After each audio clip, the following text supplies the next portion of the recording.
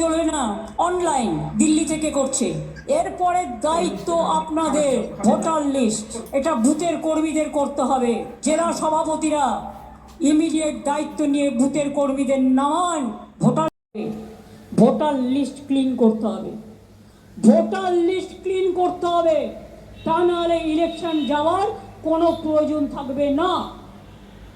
ভয় পাবেন না।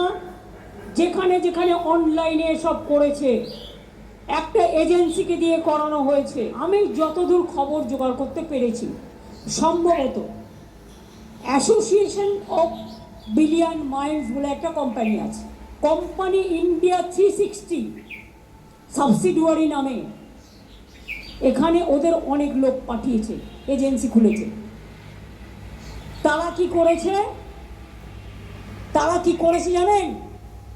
ডেটা অপারেটরদের কাছে কাছে গিয়ে কিছু এআরওকে সাথে নিয়ে, যদিও ইলেকশন কমিশনের আন্ডারে থাকে ভোটার লিস্ট তোলা, এদের অনলাইনের কারসাজিটা আপনাদের আমি দেখাচ্ছি। ফিল্ড সার্ভে করেনি, বাংলার লোক যাতে ভোট দিতে না পারে একই এপিক কার্ডে বাইরের লোকের নাম তুলেছে। তার মানে বাংলার লোকটা যখন ভোট দিতে যাবে, তার ভোটটা বাইরে থেকে এসে সে দিয়ে দেবে। দেখুন, আমি প্রমাণ দিচ্ছি। ধরুন একটা নাম তসলিম মিয়া, বাড়ি কোথায়? গঙ্গারামপুর। এখানে নাম দিয়েছে জিজ্ঞেস মাকভানা। তার বাড়ি কোথায়?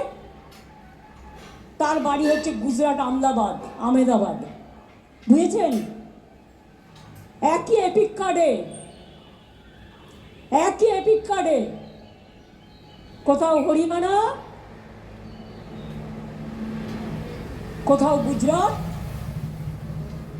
আধার কার্ড কেলেঙ্কারি করেছে, আধার কার্ডটা ওদের হাতে। একই এপিক নাম্বারে বাংলার ভোটারের যেখানে নাম আছে, সেখানে হরিয়ানা, পাঞ্জাব, রাজস্থান, বিহার সব নাম ঢুকিয়েছে, রেলে করে নিয়ে আসবে। ওদের তো ভোট নেই। আবার মুর্শিদাবাদের ভোট তুলেছে নর্থ 24 পরগনায়, কারণ মুর্শিদাবাদের ভোট আগে হয়ে যাবে, ওগুলোকে নিয়ে আসবে নর্থ 24। নমস্কার, আপনারা শুনছেন উত্তরের কণ্ঠ থেকে আমি প্রভাত বসাক, তুফানগঞ্জ, কোচবিহার। ভুতুরে ভোটার নিয়ে পশ্চিমবঙ্গের রাজ্য রাজনীতি বেশ সরগরম হয়ে উঠেছে এবং পশ্চিমবঙ্গের সরকারি পক্ষ ও বিরোধী দল সকলেই সোচ্চার হয়েছে। বাংলার মুখ্যমন্ত্রী মাননীয়া মমতা ব্যানার্জি ভুতুরে ভোটার নিয়ে বেশ লম্বা চওড়া বক্তব্য রাখছেন। সব দোষ তিনি বিজেপি বা কেন্দ্রের ঘাড়ে চাপিয়ে দিচ্ছেন, যেন বিজেপি এই ভুতুরে ভোটারদের এই প্রথম পশ্চিমবঙ্গে আমদানি করেছে। যদিও বিজেপি পশ্চিমবঙ্গের শাসন ক্ষমতায় কোনোদিনই ছিল না।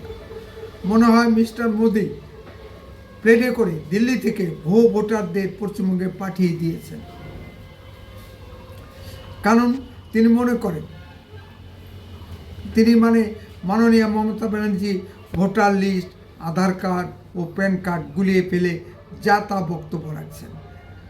পশ্চিমবঙ্গে বর্তমানে ঘটমান দুর্নীতি থেকে মানুষের দৃষ্টি ঘোরানোর জন্য মাননীয় মমতা ব্যানার্জি ভোটার তালিকায় কারচুপি নিয়ে রাজনীতি শুরু করেছেন।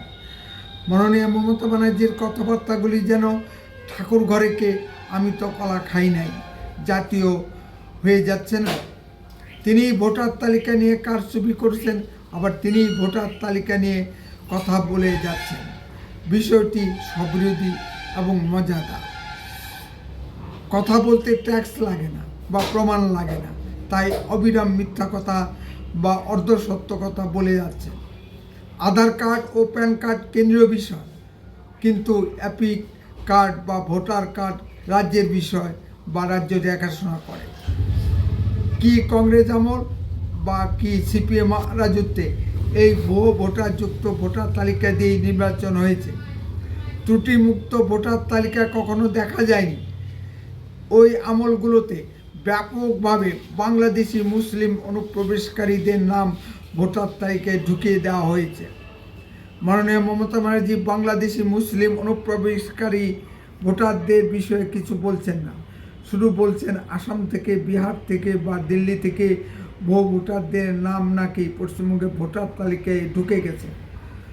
উত্তর চব্বিশ পরগনার বারুইপুরে নাকি ট্রাকে ট্রাকে রোহিঙ্গা মুসলিম অনুপ্রবেশকারীদের এ নিয়ে বসানো হচ্ছে এবং সঙ্গে সঙ্গে তাদের ভোটার তালিকায় নাম তুলে এপিক কার্ড বানিয়ে দেওয়া হচ্ছে। এ বিষয়ে মাননীয় মমতা ব্যানার্জি বক্তব্য কখনো শুনেছেন কি? কারণ ভোটার তালিকা তৈরি করার দায়িত্ব রাজ্য সরকারের হাতে। সম্মানিত দর্শক, আপনারা সুন্দরবনের মরিচঝাপির উদ্বাস্তু হিন্দুদের হত্যার ঘটনা নিশ্চয়ই জানেন। জ্যোতি বসু পুলিশ উদ্বাস্তু হিন্দুদের মেরে কেটে বঙ্গোপসাগরের জলে ভাসিয়ে দিয়েছে। ওই দ্বীপগুলো কি এখনও ফাঁকা পড়ে আছে? ওই দ্বীপগুলোতে বাংলাদেশি অনুপ্রবেশকারী মুসলিম ও রোহিঙ্গা মুসলিমে ছেয়ে গেছে। বিশ্বাস না হয় গিয়ে দেখে আসতে পারে।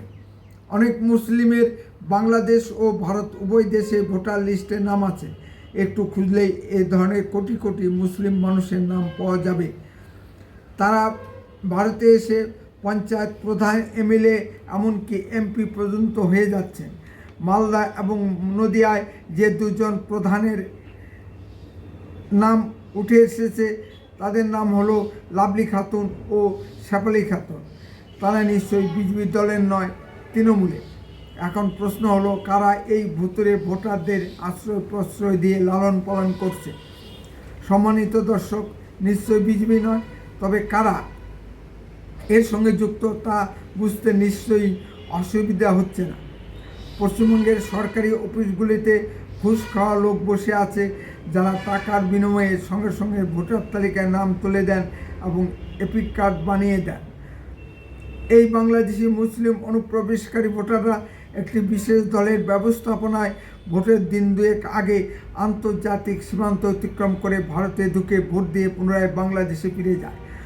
গত এক বছরে পশ্চিমবঙ্গের কোচবিহারে, দিনহাটা, সিতাই, শীতলকুচি বিধানসভা নির্বাচন ক্ষেত্রে ৬৮,০০০ নতুন ভোটার সংযোজিত হয়েছে। শুধু শীতলকুচি বিধানসভায় ২৯,০০০ নতুন ভোটার যুক্ত হয়েছে। ব্যাপারটি সন্দেহজনক নয় কি? সুতরাং ভোটার তালিকায় কারচুপি কে করে? বিজেপি করে কি? সম্মানিত দর্শক, রাজ্য সরকারের প্রত্যক্ষ মদত ছাড়া ভোটার তালিকায় কারচুপি সম্ভব নয়। এ কথা দ্ব্যর্থহীন ভাষায় বলা যায়। মাননীয় মমতা ব্যানার্জি শিশু ভোলানো কথায় এখন আর পশ্চিমবঙ্গের সাধারণ মানুষেরা বিশ্বাস করতে রাজি নয়। তবে ভোটার তালিকা ত্রুটিমুক্ত হওয়া প্রয়োজন। এ কাজে পক্ষপাতিত্ব না করে সকল রাজনৈতিক দলকে এগিয়ে আসতে হবে। উত্তরের কণ্ঠ সর্বদাই বাস্তব ও সত্য কথা বলে। আরও এই ধরনের ভিডিও পেতে দয়া করে এক্ষুনি চ্যানেলটিকে সাবস্ক্রাইব করুন। আপনার মূল্যবান মতামত কমেন্টে লিখুন। যদি ভিডিওটি ভালো লেগে থাকে তাহলে অন্ততপক্ষে 10 জনের মধ্যে ভিডিওটি শেয়ার করুন। উত্তরের কণ্ঠ দেশের কথা বলে, দশের কথা বলে। আপনারা চোখ রাখুন উত্তরের কণ্ঠের পর্দায়। বন্দে মাতরম, ভারত মাতা কি জয়।